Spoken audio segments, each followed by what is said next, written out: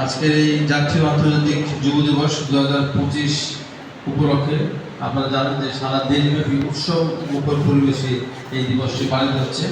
তার এই ধারাবাহিকতা আমাদের সাতক্ষীরা উপজেলা কিন্তু চমৎকার সকলের উপস্থিতি চমৎকারভাবে উদযাপন করার চেষ্টা করছি আমরা, এবং আমার মনে হয় যে আপনারা সবাই অনুষ্ঠানটি উপভোগ করছেন। তো জাতীয় আন্তর্জাতিক যুব দিবস 2025 উপলক্ষে আমার বক্তব্য আমি দীর্ঘায়িত করব না, যেহেতু অনেক সময় আমরা পার করেছি এবং আমাদের সকল সম্মানিত বক্তাদের বক্তব্য শুনেছি।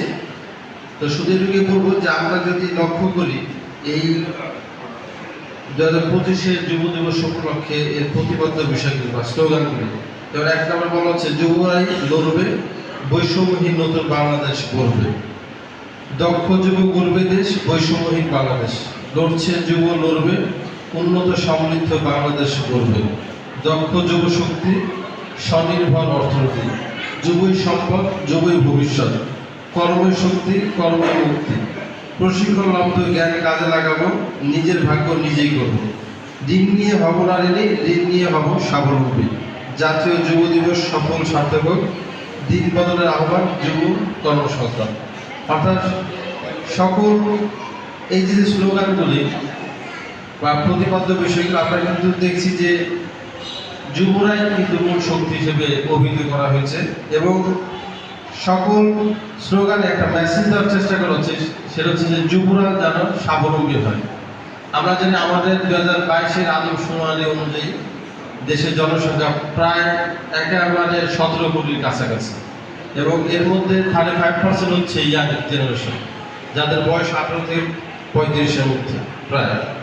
তো এই বৃহৎ এক জনগোষ্ঠী যদি আমরা কাজে লাগাতে পারি, তাহলে কিন্তু আমাদের কোনো সমস্যাই থাকার কথা না। বিশেষ করে আজকের যে অস্থিরতা, যদি শুধুমাত্র অর্থনৈতিক ক্ষেত্রে না, নৈতিকতার ক্ষেত্রে আমরা যদি তাদেরকে সঠিক শিক্ষা দিতে পারি, আপনারা জেনে আনন্দিত হবেন যে ব্রিটিশ পূর্ব যুগে আমাদের দেশ কিন্তু অর্থনৈতিকভাবে অত্যন্ত সমৃদ্ধ ছিল, এবং বলা যায় যে সারা ওয়ার্ল্ডের 10টা দেশের মধ্যে একটি রিসোর্সফুল কান্ট্রি ছিল আমাদের দেশ।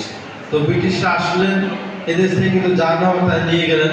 আমরা কিন্তু শূন্য হয়ে যাই মোটামুটি। সেই শূন্য পর্যায় থেকে 2025 পর্যন্ত আমাদের এই গড়ার ক্ষেত্রে যুবকরাই অগ্রণী ভূমিকা রেখেছে। বা যদি কোনো আন্দোলন সংগ্রামের কথা বলি, অর্থাৎ দেশ গড়ার যত আন্দোলন, সেখানেও কিন্তু যুবকরা ভূমিকা রেখেছে।